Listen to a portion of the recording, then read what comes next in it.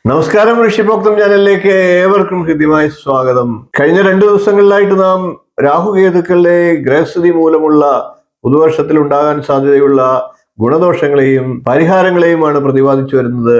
മേടം, ഇടവം രാശികളുടെ ഫലങ്ങൾ പറഞ്ഞു കഴിഞ്ഞു. ഇന്ന് മിഥുനക്കൂറുകാരുടെ ഗുണദോഷ ഫലങ്ങളെയാണ് പറയുന്നത്. മിഥുനക്കൂറിൽ വരുന്നത് മകയിരത്തിന്റെ 2ാം പകുതി, തിരുവാതിര, പുണർന്നത്തിന്റെ 1/4 ഭാഗം എന്നീ നക്ഷത്രങ്ങളാണ്. നമുക്ക് മിഥുനക്കൂറുകാരുടെ ഫലത്തിലേക്ക് കടക്കാം. അതിനു മുമ്പ് ചാനൽ ഇതുവരെ സബ്സ്ക്രൈബ് ചെയ്യാത്തവരാണെങ്കിൽ ഒന്ന് സബ്സ്ക്രൈബ് ചെയ്യുക എന്ന് അഭ്യർത്ഥിക്കുകയാണ്. അതോടൊപ്പം നോട്ടിഫിക്കേഷൻ ബെൽ ബട്ടൺ ഒന്ന് ഓൾ എന്ന് എനേബിൾ ചെയ്തു വെക്കുക. ചെറിയൊരു വീഡിയോ ആണ്, വീഡിയോ അവസാനം വരെ കാണുക.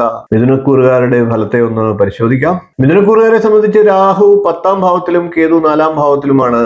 അതുകൊണ്ട് തന്നെ വൈദ്യരംഗത്തുള്ളവർക്ക്, നേർവഴി അവരവരുടെ കർമ്മപഥത്തിൽ സഞ്ചരിക്കുന്നവർക്ക് വളരെ ഗുണഫലങ്ങൾ ലഭിക്കുന്നതാണ്. ഡോക്ടർമാർ, മെഡിക്കൽ സംബന്ധമായിട്ടുള്ള ബിസിനസ് ഒക്കെ ചെയ്യുന്നവർ, മരുന്ന് വ്യാപാരം ചെയ്യുന്നവർ, മെഡിക്കൽ വിദ്യാർത്ഥികൾ, അനുബന്ധമായിട്ടുള്ള തൊഴിലുകൾ ചെയ്യുന്നവർ, ഇവർക്കൊക്കെ വളരെ ഗംഭീരമായിട്ടുള്ള ഫലത്തെ രാഹുവിന്റെ സ്ഥിതി സഹായിക്കും. കൂടാതെ മിഥുനക്കൂറുകാർക്ക് ആത്മീയ രംഗത്ത് പ്രശസ്തി നേടാനുള്ള സാഹചര്യവുമുണ്ട്. പോലീസുകാരായിട്ടുള്ളവർക്കും വക്കീലന്മാർക്കും രാജ്യസുരക്ഷ തുടങ്ങിയ കാര്യങ്ങളുമായി ബന്ധപ്പെട്ട് പ്രവർത്തിക്കുന്നവർക്കും തങ്ങളുടെ കർമ്മങ്ങളിൽ നല്ല സുത്യർഹമായിട്ടുള്ള സേവനം ചെയ്യാനുള്ള അവസ്ഥ രാഹുവിന്റെ സ്ഥിതി മൂലം ലഭിക്കും. എന്നാൽ പത്രരംഗത്തൊക്കെ തൊഴിലേർപ്പെടുന്നവർക്ക് അല്പം തൊഴിലിൽ മേന്മ കുറവ് അനുഭവത്തിൽ വന്നേക്കാം. മിഥുനക്കൂറുകാർക്ക് കേതു 4ാം ഭാവത്തിലാണ് സഞ്ചരിക്കുന്നത്. അതുകൊണ്ട് തന്നെ മാതാവിന് ശാരീരികമായ അസ്വസ്ഥതകൾ ഉണ്ടായേക്കാം. ബന്ധുക്കളോടൊക്കെ വൈരവും കലഹവും ഒക്കെ പ്രതീക്ഷിക്കേണ്ടതാണ്. അതേപോലെ തന്നെ സുഹൃത്തുക്കളുമായും കലഹത്തിനും അഭിപ്രായ വ്യത്യാസത്തിനും സാഹചര്യമുണ്ട്.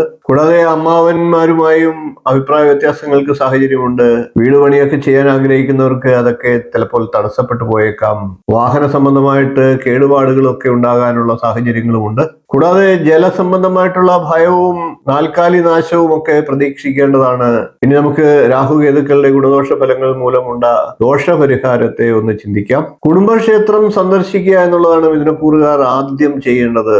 മാസത്തിൽ ഒന്നെങ്കിലും കുടുംബക്ഷേത്രത്തിൽ സന്ദർശിച്ച് വെറ്റ, പാക്ക്, നാണയം എന്നിവ സമർപ്പിക്കുക. നാണയം സമർപ്പിക്കുമ്പോൾ അത് പിടിപ്പണമായി സമർപ്പിക്കുന്നത് നല്ലതായിരിക്കും. അതായത് വീട്ടിലെ എല്ലാ അംഗങ്ങളും നാണയം ശരീരത്തൊഴിഞ്ഞ് അത് ഒന്നിച്ച് എണ്ണാതെ വെറ്റ പാക്കോടുകൂടി ക്ഷേത്രത്തിൽ സമർപ്പിക്കുന്നത് വിശേഷ ഫലത്തെ, ദോഷഫലത്തെ ഇല്ലാതാക്കും. കൂടാതെ ബുധനാഴ്ച ദിവസം ശ്രീകൃഷ്ണസ്വാമി ക്ഷേത്രത്തിൽ ദർശനം നടത്തി തൃക്കൈവെണ്ണ നടത്തുക, നെയ്വിളക്ക് കൊളുത്തുക, സുദർശന മന്ത്രാർച്ചനയും മഹാസുദർശന മന്ത്രാർച്ചനയും ഒക്കെ ചെയ്യുന്നതും ദോഷഫലങ്ങളെയെല്ലാം സമ്പൂർണമായിട്ട് ഇല്ലാതാക്കാൻ സഹായിക്കും. ഇത്രയും കാര്യങ്ങളാണ് രാഹുകേതുക്കളുടെ രാശിസ്ഥിതി മൂലം ഉണ്ടാകുന്ന ഗുണദോഷ ഫലങ്ങളും അവയ്ക്കുള്ള പരിഹാരങ്ങളും. നിങ്ങൾക്കിത് പ്രയോജനപ്പെടുമെന്ന് കരുതുന്നുവെങ്കിൽ വീഡിയോ ഒന്ന് ലൈക്ക് ചെയ്യുക, ഷെയർ ചെയ്ത് മറ്റുള്ളവർക്കും ഈ അറിവ് നൽകുക. ചാനൽ ഒന്ന് സബ്സ്ക്രൈബ് ചെയ്തേക്കുക. നിങ്ങളുടെ അഭിപ്രായം കമന്റായിട്ട് അറിയിക്കുക. അടുത്ത ദിവസം നമുക്ക് കർക്കിടക്കൂറുകാരുടെ രാഹുകേതു സ്ഥിതിയും ഗുണദോഷ ഫലങ്ങളും അവയുടെ പരിഹാരവുമായി കാണാം. നന്ദി, നമസ്കാരം, ശുഭദിനം.